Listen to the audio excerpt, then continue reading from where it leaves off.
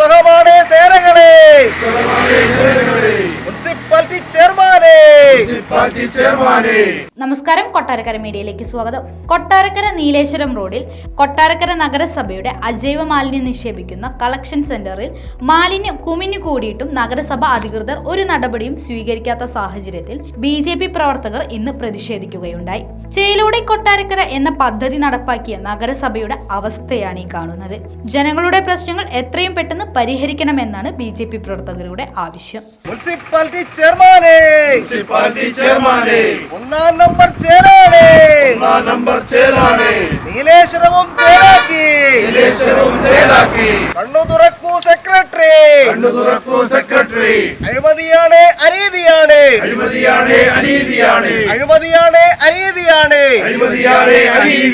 നഗരസഭയിൽ അഴിമതിയാണ്. നഗരം മുഴുവൻ മാലിന്യം.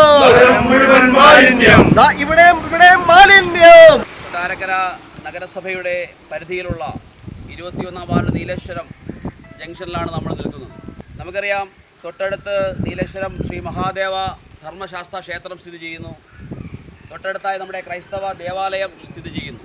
ആ ക്രൈസ്തവ ദേവാലയത്തിൻ്റെയും ക്ഷേത്രത്തിൻ്റെയും ഒത്ത നടുക്കാണ് നമ്മൾ നിൽക്കുന്നത്. ഇവിടെ കൊട്ടാരക്കര നഗരസഭ സ്ഥാപിച്ചിട്ടുള്ള ഒരു കളക്ഷൻ സെൻറ്റർ, മെറ്റീരിയൽ കളക്ഷൻ സെൻ്ററൊക്കെ ഉണ്ട്. അജൈവ മാലിന്യങ്ങൾ ശേഖരിക്കാനുള്ള കളക്ഷൻ സെൻ്ററൊക്കെ ഉണ്ട്. പക്ഷേ ആഴ്ചകളായി ഇത് നിറഞ്ഞ് പൂട്ടിക്കിടക്കുന്നു.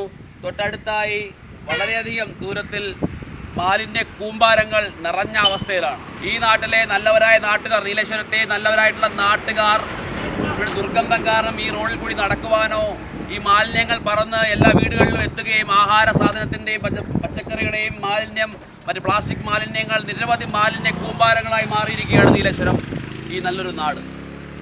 നിരവധി തവണ ഈ നാട്ടിലെ ജനങ്ങൾ വഴി വാർഡിൻ്റെ കൗൺസിലറോടും നഗരസഭയോടൊക്കെ പരാതി പറഞ്ഞിട്ടും ഈ നാട്ടിൽ ജീവിക്കാൻ ബുദ്ധിമുട്ടാണ്. മാലിന്യങ്ങൾ നിറഞ്ഞുകൊണ്ട് ദുർഗന്ധപൂരിതമായിരിക്കുകയാണ്. മാലിന്യങ്ങൾ പറന്ന് റോഡിലോട്ട് വീഴുന്നു. ഇരുചക്ര വാഹനങ്ങൾക്കടക്കം യാത്ര ചെയ്യാൻ ബുദ്ധിമുട്ടുണ്ട്. അങ്ങനെ നിരവധി പരാതികൾ ചൂണ്ടിക്കാണിച്ചുകൊണ്ട് നിരവധി തവണ ഇത് ബോധ്യപ്പെടുത്തിയിട്ടും ഈ നാട്ടിലെ ഈ വാർഡിൻ്റെ കൗൺസിലറോ ഈ നഗരസഭയുടെ അധികാരികളോ ഈ മാലിന്യം നീക്കം ചെയ്യാൻ സാധിച്ചിട്ടില്ല ഇതുവരെ. നമുക്കറിയാം, വിചിത്രമാണ്. കഴിഞ്ഞ കുറച്ച് നാളുകൾക്ക് മുമ്പിട്ട്, 6 മാസക്കാലം മുമ്പിട്ട് ചേലോടെ കൊട്ടാരക്കര എന്നൊരു പദ്ധതിയൊക്കെ രൂപീകരിച്ചു. അതിനു മുമ്പിട്ട് ശുചിത്വ മിഷൻ്റെ അവാർഡ് വാങ്ങിച്ചിട്ടുള്ള കൊട്ടാരക്കര നഗരസഭയാണെന്ന് പറയുന്നു. ഇതൊക്കെ ആരാണ് കൊടുക്കുന്നത്? ഈ പദ്ധതി പ്രഖ്യാപിക്കുന്നത് ആരാണ്? നേരത്തെ മുദ്രാവാക്യത്തിൽ സൂചിപ്പിച്ചതുപോലെ എന്ത് ചേലാണ് കൊട്ടാരക്കര നഗരസഭയിലുള്ളത്?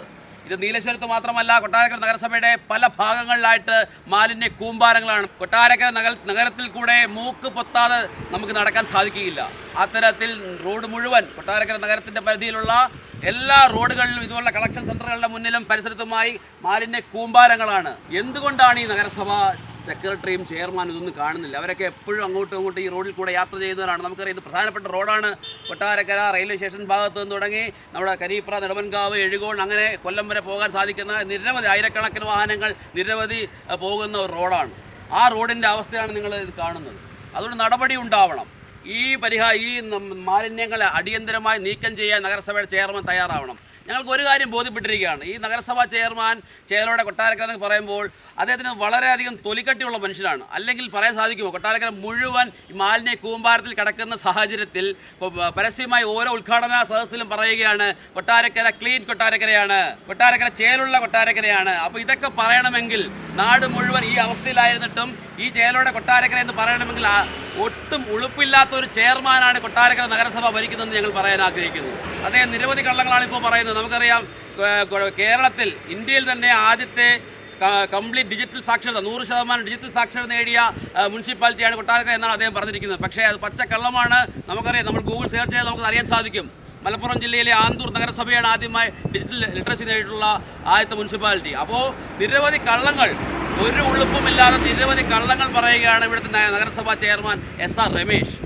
നമുക്കറിയാം, ഒരു സെക്രട്ടറി ഉണ്ട്. അദ്ദേഹം ഇതുവഴി യാത്ര ചെയ്യുന്ന ആൾക്കാരാണ്. നിരവധി അങ്ങോട്ടും ഇങ്ങോട്ടും കൗൺസിലർമാരോട്ടൊക്കെ യാത്ര ചെയ്യുന്ന കാണുന്നുണ്ട്. പക്ഷേ ഇതൊന്നും ഈ അധികാരികളുടെ കണ്ണിൽ എന്താ പെടാത്തതെന്നാണ് ഞങ്ങൾ ചോദിക്കാൻ ആഗ്രഹിക്കുന്നു. ഏത് ജനകീയ വിഷയങ്ങളിലും BJP ഇടപെടുന്നുണ്ട്. ഇനി യാതൊരു വിശ്രമവുമില്ലാതെ നമ്മൾ ഈ ജനകീയ വിഷയങ്ങൾ ഇടപെടും, യാതൊരു സംശയവുമില്ല. അതുകൊണ്ട് ഞങ്ങൾ പറയാൻ ആഗ്രഹിക്കുന്നു, അടിയന്തരമായി ഈ ആഹാരത്തിൻ്റെയും പച്ചക്കറിയുടെയും മറ്റ് പല തരത്തിലുള്ള മാലിന്യങ്ങളാണ് ഇതിൻ്റെ മറവിലൂടെ കൊണ്ടിട്ടിരിക്കുന്നത്. അപ്പോൾ ഈ നാട്ടിലെ ജനങ്ങൾ എന്താ ചെയ്യുക? ഈ നാട്ടിലെ നല്ലവരായ നാട്ടുകാർ എന്ത് ചെയ്യണം? ഇവിടെ കൊണ്ടുവയ്ക്കേണ്ട മാലിന്യങ്ങൾ പിന്നെ എവിടെ കൊണ്ടുവയ്ക്കാൻ സാധിക്കും? മറ്റൊരു സ്ഥലമുണ്ടോ? നഗരസഭയിൽ മറ്റ് മാലിന്യങ്ങൾ സൂക്ഷിക്കാനുള്ള, മാലിന്യം സംസ്കരിക്കാനുള്ള പ്ലാന്റ് ഉണ്ടോ? ഒരു സംവിധാനമില്ല. അപ്പോൾ നാട്ടുകാർ വളരെയധികം ബുദ്ധിമുട്ടിയാണ് ഈ നാട്ടിൽ ജീവിക്കുന്നത്.